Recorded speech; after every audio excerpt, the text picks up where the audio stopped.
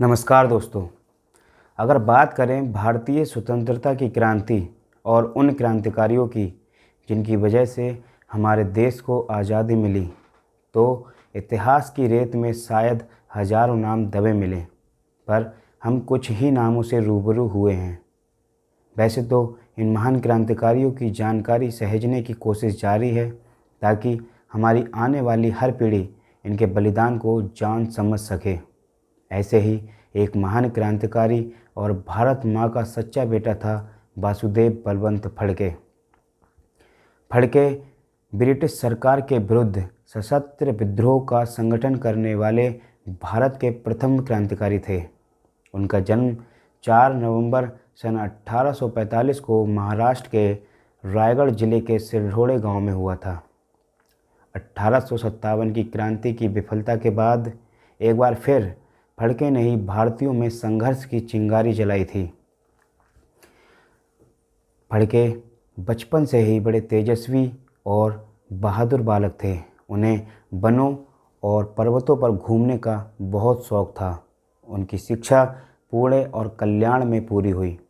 शिक्षा के दौरान उनके पिता चाहते थे कि वो एक व्यापारी की दुकान पर 10 रुपये मासिक वेतन की नौकरी कर लें, लेकिन फड़के ने उनकी बात नहीं मानी और मुंबई आ गए। उन्होंने 15 साल पुणे के मिलिट्री अकाउंट्स डिपार्टमेंट में नौकरी की। इस सब के दौरान वो अन्य स्वतंत्रता सेनानियों के संपर्क में रहे। उन पर सबसे खास प्रभाव महादेव गोविंद रानडे का था। वैसे तो फड़के के मन में पहले से ही ब्रिटिश राज के विरुद्ध बगावत के बीज पड़ चुके थे। ऐसे में एक और घटना हुई जिसने फड़के के पूरे जीवन को ही बदल दिया। साल 1871 में एक शाम जब उन्हें अपने माँ के बीमार होने का तार मिला, जिसमें लिखा था, बासु तुम शीघ्र ही घर आ जाओ, नहीं तो माँ के अंतिम दर्शन भी नहीं हो सकेंगे।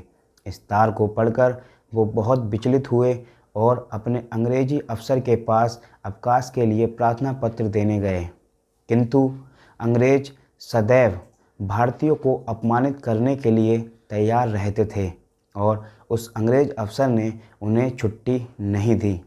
लेकिन फड़के अगले ही दिन अपने गांव वापस आ गए। गांव आकर उन्होंने देखा कि माँ अपने प्यारे बासु को देखे बिना ही दुनिया को छोड़ गई।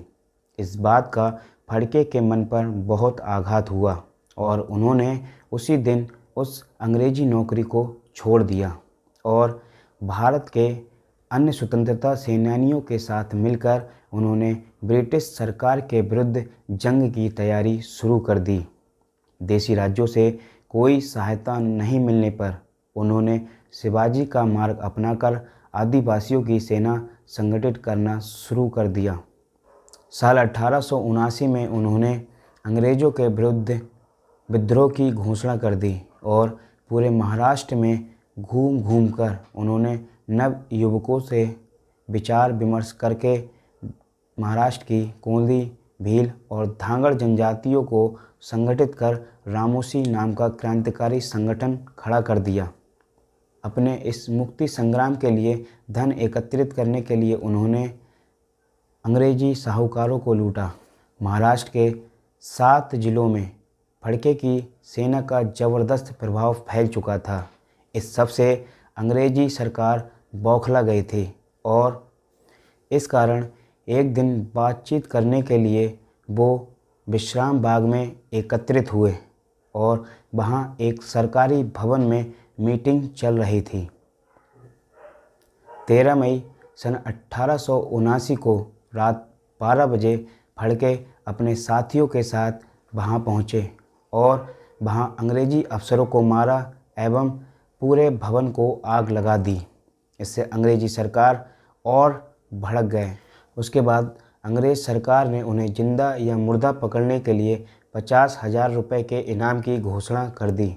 लेकिन इस खेल में सबसे बड़ा बदलाव तब आया जब अगले ही दिन मुंबई में बासु के हस्ताक्षर से ये इश्तिहार छापा गया कि जो व्यक्ति उन्हें रिचर्ड का सर काट कर ला के देगा उसे 75,000 रुपये का नगद इनाम दिया जाएगा। फड़के की सेना और अंग्रेज़ी सेना में कई बार मुठभेड़ हुई। इसमें हर बार अंग्रेज़ी सेना को अपने घुटने टेकने पड़े। धीमे धीमे फड़के की सेना का गोला बारूद खत्म होने जा रहा था। ऐसे में उन्होंने कुछ समय शांत रहने की सोची और पुणे के आदिवासी इलाकों में छिप गए। 20 जुलाई सन 1879 को बीमारी की हालत में फड़के एक मंदिर में आराम कर रहे थे। उनके यहाँ होने की सूचना किसी ने अंग्रेज़ी अफसरों को दे दी और उन्हें उसी मंदिर में गिरफ्तार कर लिया गया। उन पर देशद्रोह का मुकदमा चलाया गया और उन्हें फांसी की सज़ा सुनाई गई। लेकिन एक बहुत ही विख्यात वकील महादेव आप्टे ने उनकी पैरवी की और उनकी तरफ से अपनी दलीलें पेश की, जिससे उनकी फांसी की सज़ा को बदलकर काला पानी की सज़ा में बदल दिया गया और उन्हें अंडमान की जेल में भेजा गया। 17 फरवरी सन 1883 को भारत माँ का ये वीर सपूत जेल की सज़ा काटते काटते शहीद हो गया।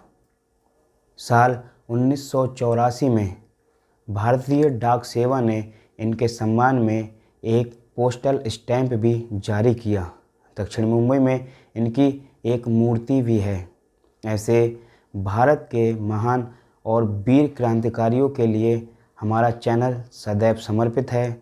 यदि आप लोग ऐसे ही वीडियो और महान क्रांतिकारियों की जानकारी सुनना पसंद करते हैं एवं उनके बलिदानों को समझना चाहते हैं तो हमारे चैनल को सब्सक्राइब करिए और अपने दोस्तों के साथ शेयर करिए, ताकि हमारे इन महान क्रांतिकारियों के बारे में देश का बच्चा बच्चा जान सके।